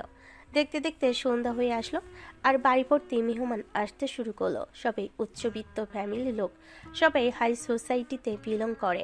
সেখানে নদী নিজেকে বেমানান মনে হচ্ছিল, তাই সে বারবার সেখান থেকে চলে আসতে চাইছিল, কিন্তু নীল তাকে সেটা করতে দিল না। অনুষ্ঠানের শুরুতে নীলের আব্বু নদী আর নীলকে নিজের কাছে ডেকে নিল আর সবার সঙ্গে নিজের পুত্রবধূর পরিচয় করিয়ে দিল। তারপরে শুরু হলো সেদিনকার পার্টি। পার্টি শেষ হতেই রাত 10টার মতো বেজে গেল। নদী ততক্ষণে রুমে এসেছে। নদীর শরীর খুব ক্লান্ত লাগছে, তাই সে ফ্রেশ না হয়েই বিছানায় শুয়ে পড়ল। রুমে এসে দেখি নদী ওভাবেই শুয়ে আছে। নীল তখন নদীকে ডেকে তুলে বলতে লাগলো, কি ব্যাপার, কি হয়েছে? তোমার শরীর খারাপ লাগছে নাকি? না, আমি ঠিক আছি। আমাকে নিয়ে আপনার চিন্তা করতে হবে না। আপনার যেটা নিয়ে চিন্তা করা প্রয়োজন, আপনি সেটা নিয়েই চিন্তা করুন। আমার তো এখন শুধুমাত্র আমার বউকে নিয়েই চিন্তা করা প্রয়োজন। আমার তো এখন অন্য কোনো কিছু নিয়ে চিন্তা করার কোনো প্রয়োজন নেই। তাহলে আমি অন্য কিছু নিয়ে কেন চিন্তা করব? আমি শুধু আমার বউকে নিয়েই চিন্তা করব, বুঝতে পেরেছো? না, আমি বুঝতে পারিনি। আর কোনো কিছু বোঝার প্রয়োজন আছে বলেও আমি মনে করছি না। আর আমি ঘুমাচ্ছি, আমাকে কোনো প্রকার বিরক্ত করবেন না। নীল তখন নদীকে বলতে লাগলো, এই সেটা ভালো কথা, সেটা না হয় আমি বুঝলাম, কিন্তু সারা রাত দিন অনেক ধকল গেছে তোমার উপর দিয়ে। অন্তত ফ্রেশ হয়ে খাওয়া দাওয়া করে নাও, তারপর ঘুমাও, তখন আমি তোমাকে আর কিছুই বলবো না। হয়েছে, এত আধিক্যতা দেখাতে হবে না, সরেন আপনি আমার সামনে থেকে। বলে নদী বিছানা থেকে উঠে দাঁড়িয়ে আলমারি থেকে একটা 3 পিস নিয়ে ওয়াশরুমে চলে গেল। কিছুক্ষণ পর ফ্রেশ হয়ে কাপড় চোপড় চেঞ্জ করে তারপর বিছানায় এসে শুয়ে পড়ল। আর তখন সে নীলকে উদ্দেশ্য করে বলতে লাগলো, আমি বুঝতে পেরেছি আপনার চরিত্রে সমস্যা আছে। আজ থেকে আপনি সোফায় ঘুমাবেন আর আমি খাটে ঘুমাবো। আপনি ভুল করেও আমার কাছে আসবেন না, কথাটা মনে থাকে যেন। ও মা, এটা কি মগের মূল্যক নাকি? বাড়ি আমার, ঘর আমার, বিছানা আমার, সেখানে আমাকে সোফায় ঘুমাতে হবে? এটা তো হতে পারে না। আমি বিছানাতেই ঘুমাবো। তোমার যদি আমার সঙ্গে ঘুমাতে সমস্যা হয় তাহলে তুমি সোফায় ঘুমাতে পারো। Are you mad? আমি সোফায় ঘুমাবো? আমি সোফায় ঘুমাতে পারবো না।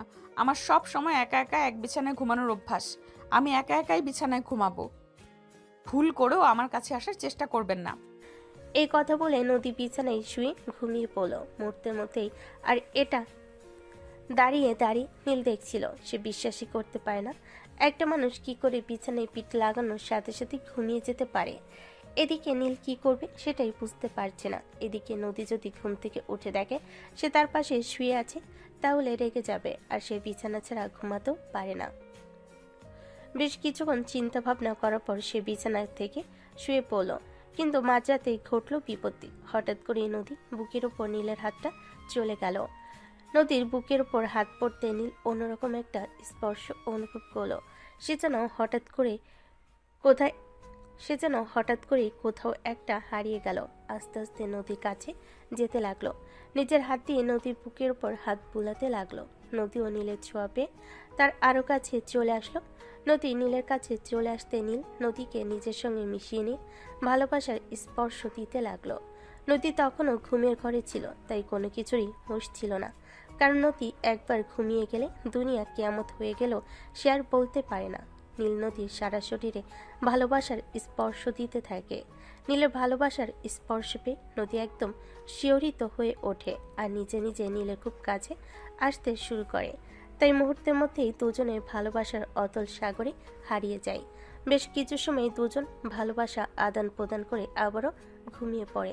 কিন্তু ওসব কিছুই ঘুমের মধ্যে করে নদী, তাই কোনো কিছুই তার মনে নেই। সকালবেলা যখন ঘুম ভাঙল তখন সে দেখতে পেল তার শরীরে কাপড়ের ছিটে ফুটোটুকু নেই।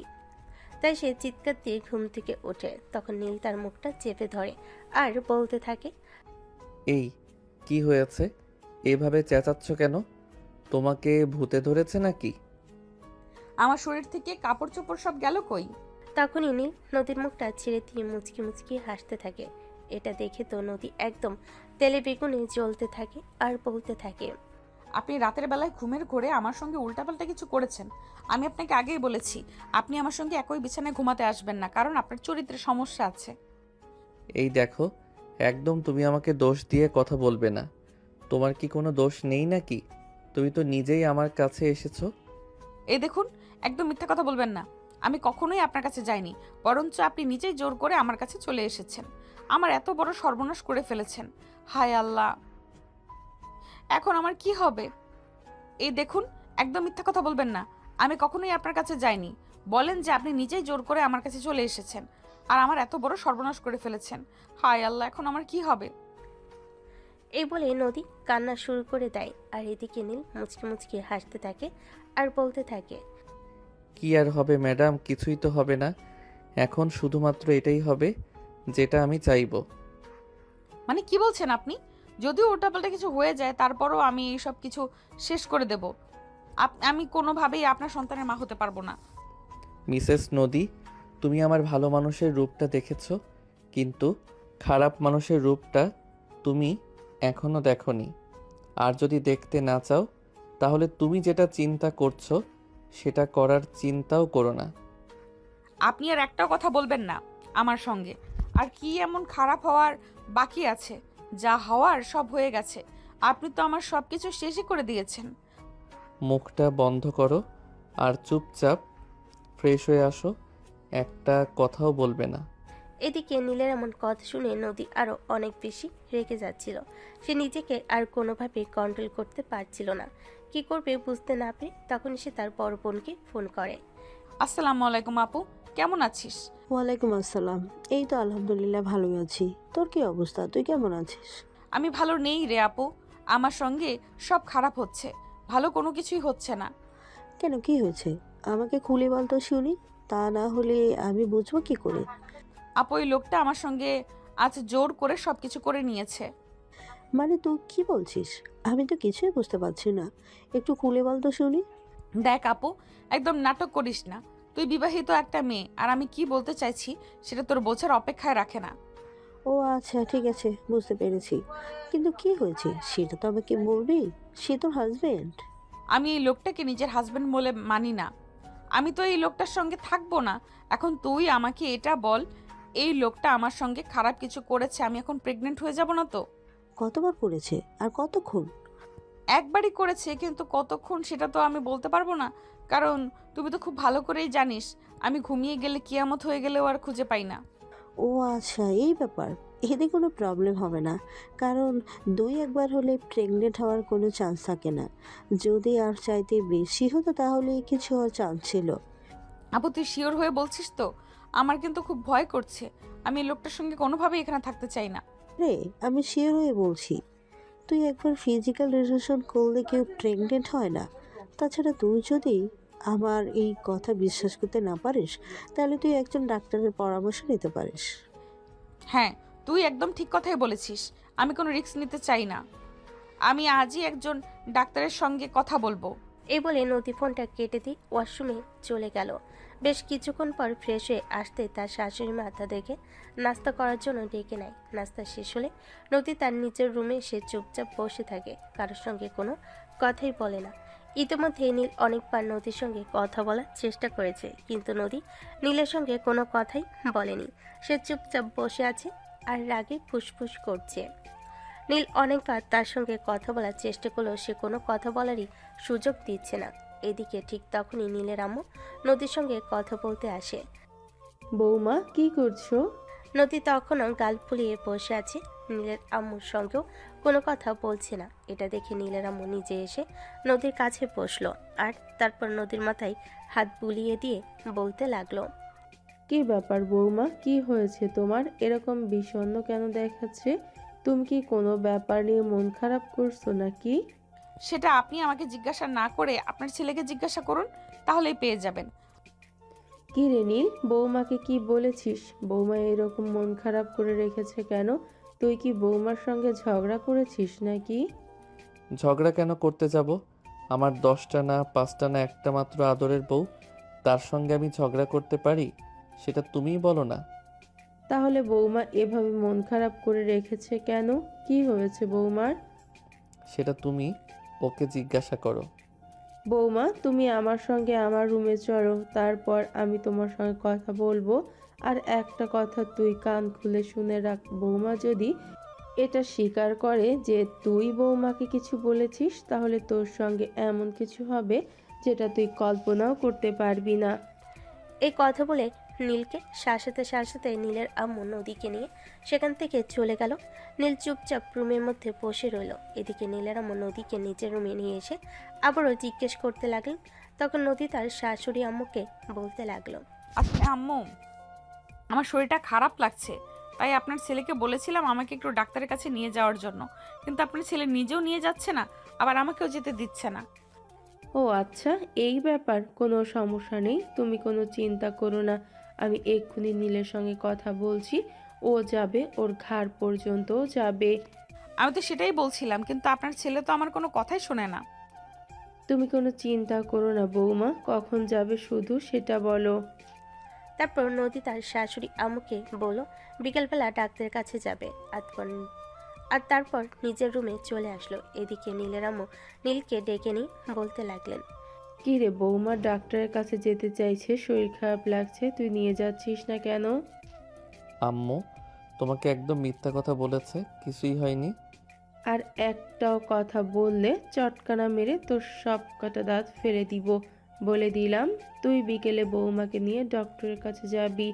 আমি কোনো কথা শুনতে চাই না। আর যদি একটা কথা বলেছিস, তাহলে আমার চাইতে খারাপ কিন্তু কেউ হবে না, এটা তোকে আমি বলে দিলাম। আচ্ছা ঠিক আছে। এই বলে সেদিন বিকেলবেলা নীল নদীকে নিয়ে ডক্টরের কাছে গেল। আর নদী তখন ডক্টরের সঙ্গে এই ব্যাপারটা নিয়ে কথা বলল, আর ডাক্তারও তখন তাকে একই কথা জানালো। তাই নদী নিশ্চিন্ত মনে বাসায় ফিরে আসলো। তারপর থেকে ভালোই যাচ্ছিল দিনগুলো। ইতিমধ্যে প্রায় 3 মাস অতিবাহিত হয়ে গেছে। তারপর থেকে নদী খুব কেয়ারফুলি থাকতো, যাতে নীল তার কাছে আসতে না পারে এবং তার সঙ্গে আর উল্টাপাল্টা কিছু করতে না পারে। কয়েকদিন ধরে নদীর শরীরটা বেশ খারাপ লাগছে, গা গোলাচ্ছে, বমি বমি লাগছে। নদী বুঝতে পারছে না এসব কি হচ্ছে তার সঙ্গে। সে মনে মনে ভাবছে হয়তো গ্যাস্ট্রিকের প্রবলেম হচ্ছে, তাই সে কয়েকদিন ধরে নিয়মিত গ্যাস্ট্রিকের ওষুধ খাচ্ছে, কিন্তু কোনোভাবেই কাজ হচ্ছে না, বরঞ্চ দিনকে দিন প্রবলেমগুলো বেড়েই চলেছে। নদীর এমন অবস্থা দেখে তার শাশুড়ি আম্মু তাকে বলে, বৌমা, কদিন ধরে দেখছি তোমার শরীরটা বড্ড খারাপ হয়ে যাচ্ছে। খাওয়া দাওয়া ঠিক মতো করতে পারছো না। কিছু কি হয়েছে তোমার? আম্মু, আমি তো সেটা সঠিক বলতে পারছি না, কিন্তু কয়েকদিন ধরে খুব খারাপ লাগছে। ভাবলাম হয়তো গ্যাস্ট্রিকের সমস্যা হচ্ছে, তাই তো গ্যাস্ট্রিকের ওষুধ খাচ্ছি, কিন্তু কিছুতেই কিছু হচ্ছে না। তাহলে তো তোমার এখনই ডাক্তার দেখানোর প্রয়োজন। তুমি বিকেলে রেডি হয়ে থেকো, আমি নীলকে বলবো তোমাকে নিয়ে ডক্টরের কাছে যাওয়ার জন্য। আম্মু তখনই নীলকে ফোন করলো আর নদীকে নিয়ে বিকেলবেলা ডক্টরের কাছে যাওয়ার জন্য বলল। নীল বিষয়টা কিছুটা আন্দাজ করতে পারলো, তার আম্মুকে কিছুই বললো না। বিকেল 3টার মধ্যে অফিসের কাজ শেষ করে বাসায় চলে আসলো, আর তারপর নদীকে নিয়ে ডক্টরের কাছে চলে গেল। ডক্টর নদীর বলা কথাগুলো শুনে বুঝতে পারলেন নদী প্রেগনেন্ট, কিন্তু যেহেতু নদী এই বিষয়টা মানতে চাইছে না, তাই ডক্টর নদীকে বেশ কয়েকটা টেস্ট করাতে বললেন, সেই সঙ্গে আল্ট্রাসোনোগ্রামও করতে বললেন। নদী ডক্টরের কথা অনুযায়ী সবগুলো টেস্ট করলো এবং অবশেষে আল্ট্রাসোনোগ্রাম করতে গেল। সেখানেই ঘটল বিপত্তি। যদিও প্রেগনেন্সি পজিটিভ এসেছে, তবুও নদী মানতে নারাজ। সে আল্ট্রাসোনোগ্রাম করেই দেখতে চায়, আর আল্ট্রাসোনোগ্রামও 3 মাসের একটি স্পষ্ট ভ্রূণ ধরা পড়ল। নদীর মাথায় যেন আকাশ ভেঙে পড়ল। সে কি করবে কিছুই বুঝতে পারছে না। তখনই সে ডক্টরের কাছে ছুটে গেল আর বলতে লাগলো, দেখুন ডক্টর, আমি এই বাচ্চাটিকে পৃথিবীতে আনতে চাই না। আমি এই বাচ্চাটিকে নষ্ট করে ফেলতে চাই, অ্যাবর্শন করাতে চাই। দেখুন মিসেস নদী, আমি বুঝতে পেরেছি আপনার ব্যাপারটা, কিন্তু আপনি যদি করাতে চান তাহলে আপনার হাজব্যান্ডের অনুমতি লাগবে। আপনার হাজব্যান্ডের অনুমতি ছাড়া আমরা কিছুই করতে পারবো না। অন্যথায় যদি আপনার হাজব্যান্ড আমাদের বিরুদ্ধে কোনো নোটিশ করে, আমাদের ক্ষতি হতে পারে। আরে ডক্টর, বোঝার চেষ্টা করুন। ওই বদমাইশ মার্কা লোকটা কোনোভাবেই আমাকে অ্যাবর্শন করতে দিতে চাইবে না, কিন্তু আমিও এই লোকটার সঙ্গে থাকতে চাই না। আমি অ্যাডভোকেটের সঙ্গে কথা বলে রেখেছি, কিছুদিনের মধ্যেই আমি এই লোকটাকে ডিভোর্স দিয়ে দিব। আই এম সরি ম্যাডাম, আপনি অ্যাবরেশন করাতে চাইলে আপনার হাজব্যান্ডের অনুমতি এবং এগ্রিমেন্ট পেপারে একটা সাইন করতে হবে, অন্যথায় এটা করা আমাদের পক্ষে পসিবল নয়। আরে doctor, please try to understand. আমি শয়তান মার্কার লোকটা কোনোভাবেই আমাকে এটা করতে দেবে না, কিন্তু আপনি আমাকে একটু সহযোগিতা করুন। I am so sorry madam, আমার পক্ষে কিছুই করা সম্ভব নয়। আপনি কেন এটা বুঝতে পারছেন না? সরি, আপনি অন্য কিছু করুন। ডক্টর তখন আর নদীকে কোনো কথা বলার সুযোগ না দিয়ে নদী তখন আর কোনো উপায়ন্তর না পেয়ে ডক্টরের কেবিন থেকে বের হয়ে চলে আসলো, আর তারপরেই পাশে এসে নীলকে বলতে লাগলো, দেখুন মিস্টার, আমি এই বাচ্চাটা নষ্ট করতে চাই। এটা অ্যাবর্শন করাতে হলে আপনার অনুমতি লাগবে। তো এখন আমার কাছে কোনটা বলতেছো? তো সেটাই বলো। আমি ঘুরিয়ে পেঁচিয়ে কথা বলা একদম পছন্দ করি না। আমি সোজাসাপটা কথা বলছি। আমি এখানে তো গড়িয়ে বেশি কোনো কথা বলছি না। তাহলে বুঝতে এত সমস্যা কেন হচ্ছে? আমি অ্যাবর্শন করাবো এবং আপনাকে আমার সঙ্গে যেতে হবে। ডাক্তারকে আপনার পারমিশন দিতে হবে। কথাটা বলতে দেরি হলো, কিন্তু নদীর দুগালে ঠাস ঠাস করে কয়েকটা চর পড়তে দেরি হলো না। তুমি ভাবলে কি করে আমি তোমাকে এটা করতে দেব? ভুলে যেও না, পেটটা তোমার হলেও সন্তানটা কিন্তু আমার। আর আমার সন্তানকে আমি নিজের হাতে খুন করব, এতটাও কাপুরুষ আমি নই। কেন করছেন আপনি আমার সঙ্গে এরকম? কেন আমার জীবনটাকে এইভাবে নরকে পরিণত করছেন? আপনি যদি সেদিন আমার সঙ্গে এই কাজটা না করতেন, তাহলে তো আর আমার ঘরে সন্তান আসতো না, আর আজ আমাকে এই পরিস্থিতির মুখোমুখিও হতে হতো না। দেখ মেয়ে, একদম এত কথা বলবি না। তোকে যেটা বলেছি তোকে সেটাই করতে হবে। তোকে ভালোবাসি বলে তুই এটা মনে করিস না আমি তোর সব কিছু সহ্য করে নেব। আমি তোকে ভালোবাসি বলে তোর সব পাগলামি সহ্য করলেও আমি নিজের সন্তানের খুনি কখনোই হতে পারবো না। ও আচ্ছা, এই ব্যাপার। তাহলে ঠিক আছে, একটা কথা আপনি কান খুলে শুনে রাখুন, আমি এই আপদটাকে আমার পেট থেকে বের করে তারপরে আমি এখান থেকে চলে যাব। আপনি যত যাই কিছু করেন না কেন, আমাকে কোনোভাবেই বেঁধে রাখতে পারবেন না। এই কথা বলে নদী মোবাইলটা হাতে নিয়ে সোজা বেলকনিতে চলে গেল। আর তখনই তার বড় বোনকে ফোন করে বলতে লাগলো, আপু, তুই আমার সঙ্গে এরকমটা করতে পারলি? তুই নিজেই তো বলেছিলি 2-1 বার করলে কিছুই হয় না, কিন্তু এখন আমি 3 মাসের প্রেগনেন্ট। এটা কিভাবে হলো বল আমাকে। হয়েছে তো হয়েছে, তো কি হয়েছে? এমন তো নয় যে বাবা ছাড়া সন্তান জন্ম নিচ্ছে। এই সন্তানের তো বাবা আছে, তাহলে সন্তানকে পৃথিবীতে আলো দেখাতে তো সমস্যা কোথায়? আমি তো সেটাই বুঝতে পারছি না। আপু, এখন তুইও আমার সঙ্গে পোল্টি খাচ্ছিস, তাই না? ঠিক আছে, তোদের যার যেটা ভালো মনে হয় তোরা সেটাই কর, কিন্তু বিশ্বাস কর, এই সব কিছু করে তোরা আমাকে কখনোই আটকে রাখতে পারবি না। আমি তোদের এইসব ষড়যন্ত্রকে মোকাবেলা করে একদিন না একদিন এই সব কিছু ছেড়ে চলেই যাব। এরপর নদী তার বোনকে আর কোনো কথা বলার সুযোগ না দিয়ে মোবাইল কেটে দিল। এদিকে দেখতে দেখতে সময় পার হয়ে যাচ্ছে আর নদীর মধ্যে একটা প্রাণ বেড়ে উঠছে। নীল নদীকে এখন অনেক বেশি কেয়ার করে, সবসময় তার যত্ন নেয়, কি লাগবে না লাগবে সব ব্যাপারে খেয়াল রাখে। নদীর জন্য প্রতিদিনই নতুন কিছু না কিছু একটা নিয়ে আসে যাতে নদীর মন ভালো থাকে, কিন্তু নদী সব কিছুতেই নিজেকে কোনোভাবেই আসক্ত করতে পারছে না। তার মনে শুধু একটাই চিন্তা ঘুরপাক খাচ্ছে, এই সন্তানটা পৃথিবীতে আসার পর সে এখান থেকে চলে যাবে অনেক দূরে, যেখানে গেলে তার খোঁজ কেউ পাবে না। নদী ইতিমধ্যেই 9 মাসের অন্তঃসত্ত্বা। কিছুদিন পরেই তার ডেলিভারি ডেট। তার এখন চলাফেরা করতেও খুব বেশি কষ্ট হয়, তাই নীল অফিস থেকে ছুটি নিয়েছে আর সব কিছু ম্যানেজারকে বুঝিয়ে দিয়েছে। যতদিন পর্যন্ত নদীর গর্ভের সন্তান ভূমিষ্ঠ না হয় ততদিন পর্যন্ত নীল অফিসে যাবে না, সারাক্ষণ নদীর পাশেই থাকবে। আর এদিকে নদী এসব কিছু আর সহ্য করতে পারছে না, সব কিছু তার কাছে শুধুমাত্র আদিক্ষেতা মনে হচ্ছে। তাই তো সে নীলকে বলেই ফেলল, দেখুন মিস্টার, আপনাদের সব আদিক্ষেতা আমার আর সহ্য হচ্ছে না। প্লিজ, আমি এই সব কিছু থেকে মুক্তি পেতে চাই। আপনি এভাবে আমার পেছনে পড়ে থাকবেন না। নদী, এসব কথা তুমি বলতে পারলে?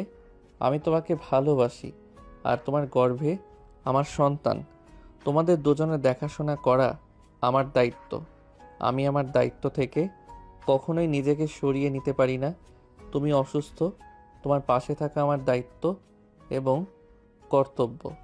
আপনার দায়িত্ব কর্তব্যের গোষ্ঠী কিলাই, আপনি কেন এটা বুঝতে পারছেন না? আপনাকে আমি সহ্য করতে পারি না।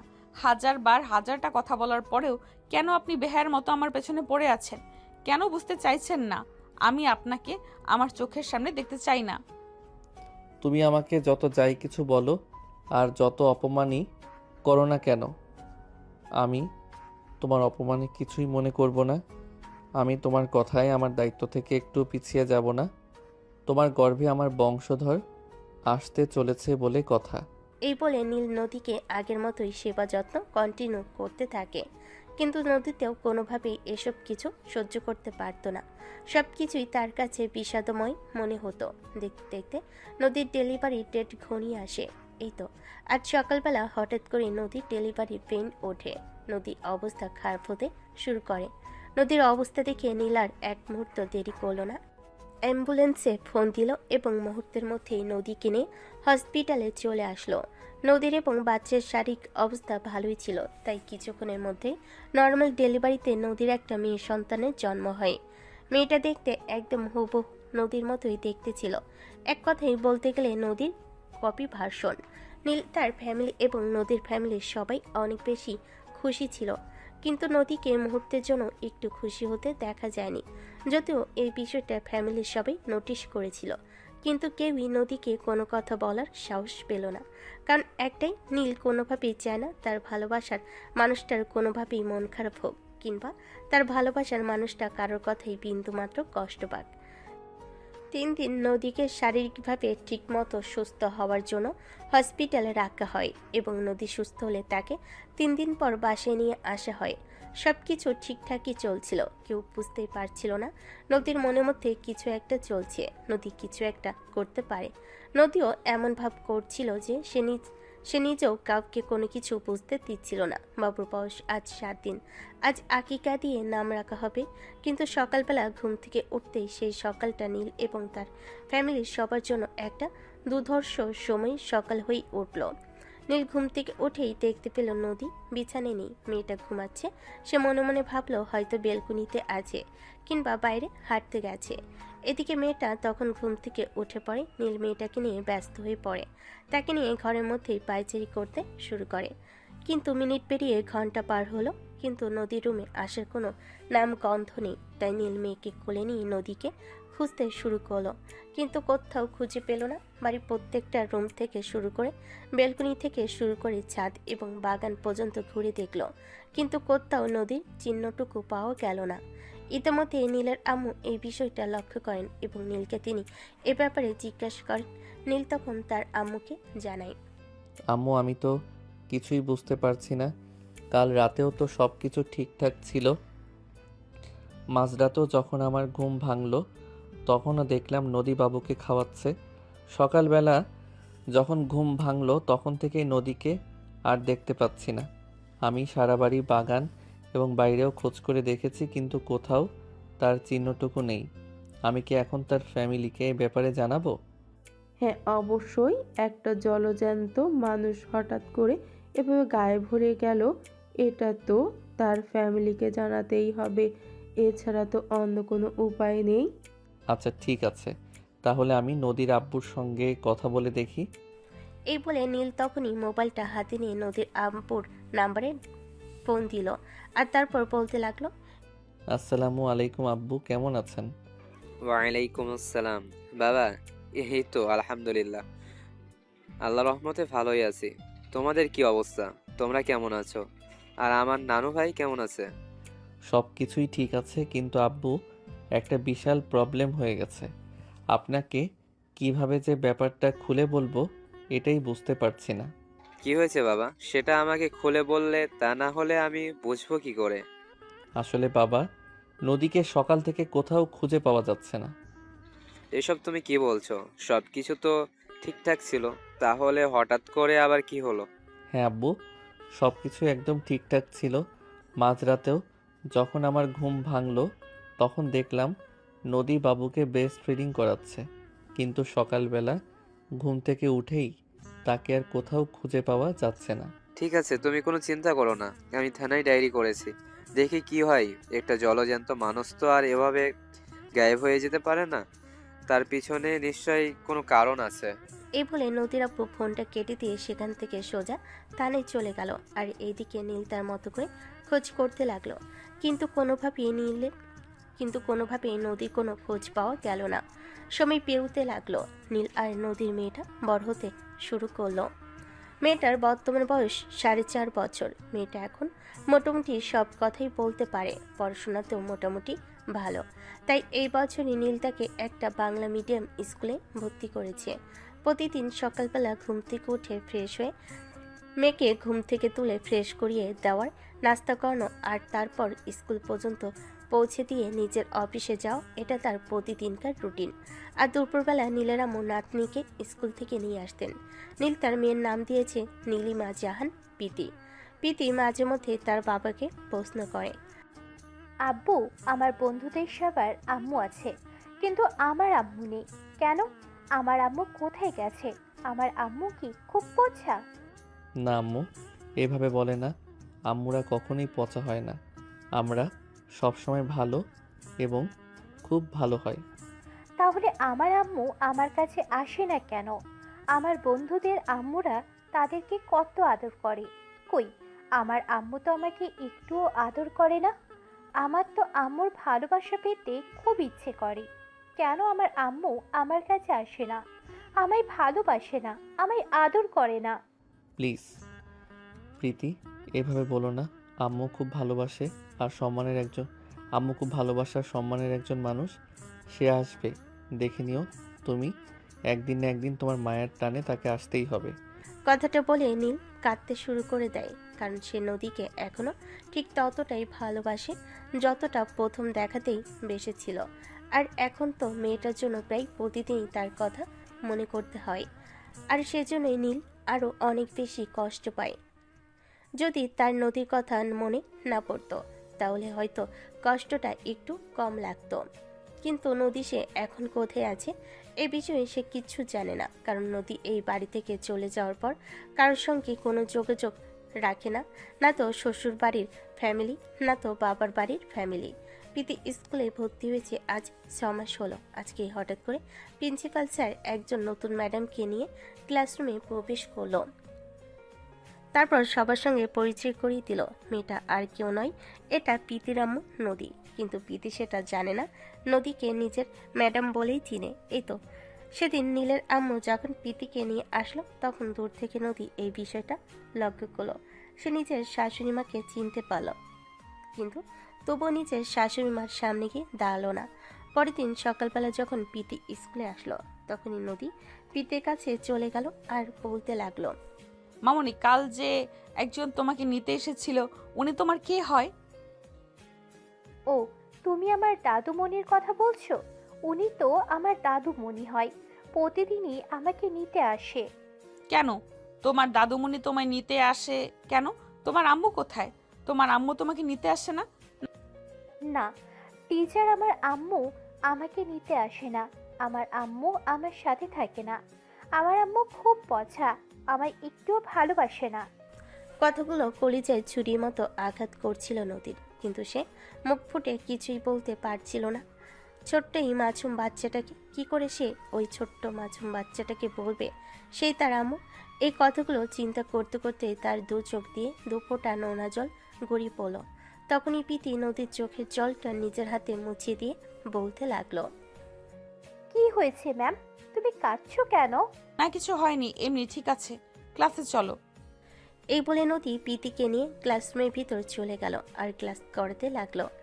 এদিকে সেদিন হঠাৎ করে নীলের আম্মু একটু অসুস্থ হয়ে পড়াতে নীলকেই আসতে হলো প্রীতিকে স্কুল থেকে ড্রপ করার জন্য। ঠিক ওই মুহূর্তে প্রীতির ক্লাস করাচ্ছিল নদী। নীল স্কুলে এসে সোজা প্রীতি ক্লাসরুমে চলে এসেছিল। দরজার সামনে দাঁড়িয়ে যেই না বলো, প্রীতি আব্বু চলে এসেছে, চলে এসো। ক্লাস কখন শেষ হয়ে গেছিল, তারপর নদী প্রীতিদের ক্লাসে বসে সবার সঙ্গে গল্প করছিল। নীলের গলার আওয়াজটা শুনে নদী পিছন ফিরে তাকায়, আর তখনই নদী আর নীলের চোকাচুকি হয়েছে। নীল নদীকে দেখে একদম স্তব্ধ হয়ে যায়। সে আশাই করেনি এত বছর পর এখানে এসে নদীর দেখা মিলবে। নীল অবাক দৃষ্টিতে নদীর দিকে তাকিয়ে থাকে আর বলতে থাকে, তুমি এখানে কিভাবে? নদী তখনই নীলের সামনে গিয়ে দাঁড়িয়ে তার হাত দুটো ধরে বলতে লাগলো, প্লিজ তুমি আমাকে ক্ষমা করে দাও। যা করেছি খুব বড় অন্যায় করে ফেলেছি। আমাকে আমার সন্তানটাকে ফিরিয়ে দাও। তুমি ক্ষমার অযোগ্য অপরাধ করেছো। তুমি আমাকে নয়, নিজের সন্তানকে কষ্ট দিয়েছো। তোমাকে আমি কখনোই ক্ষমা করতে পারবো না।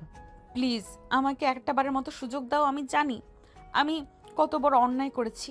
প্লিজ, আমি আমার ভুলটা বুঝতে পেরেছি। আমাকে একটা সুযোগ দাও। কথাগুলো শুনতে শুনতে প্রীতি তাদের দুজনের সামনে এসে দাঁড়ায় আর তারপর নীলকে বলতে থাকে, কি হয়েছে বাবা? ম্যাম তোমার হাত ধরে আছে কেন? ম্যাম তোমাকে কি বলছে? বাবা কিছু না, চলো। কেন করছো আমার সঙ্গে এরকম? প্লিজ আমাকে ক্ষমা করে দাও আর আমার সন্তানকে আমার কাছে ফিরিয়ে দাও। অসম্ভব, এটা কোনোদিনও সম্ভব নয়। তখনই প্রীতি তার বাবাকে বলতে থাকে, বাবা, ম্যাম কি বলছে? কাকে ফিরিয়ে দিতে বলছে বলো না বাবা। তখনই নদী নীলের হাত দুটো ছেড়ে দিয়ে হাঁটু গেড়ে বসে প্রীতির হাত দুটো ধরে বলতে থাকে, প্রীতি, আমি তোমার সেই অভাগী মা যে তোমাকে ফেলে চলে গিয়েছিল। তুমি সত্যি কথা বলছো? তুমি আমার আম্মু? হ্যাঁ আম্মু, আমি একদম সত্যি কথাই বলছি। আমি তোমার আম্মু। তোমার আব্বুকে বলো তোমাকে যেন আমার কাছে ফিরিয়ে দেয়। না, আমি তোমার কাছে কখনোই ফিরে যাব না। আমি আব্বুর কাছে ভালো আছি। তুমি চলে যাও এখান থেকে। আমি তোমাকে দেখতে চাই না। চলো আব্বু, বাসে চলো।